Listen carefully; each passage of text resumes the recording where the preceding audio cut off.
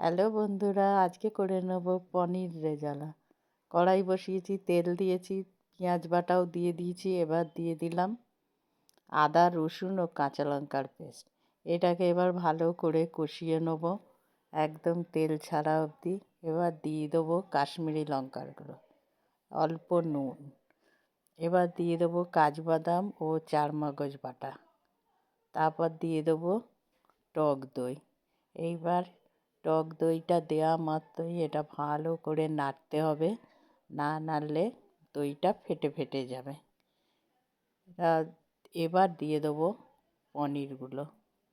পনিরগুলো আমি এখানে ভাজি না, এই রান্নাটাতে ভাজি না, কিন্তু অন্য রান্নায় পনির ভাজি।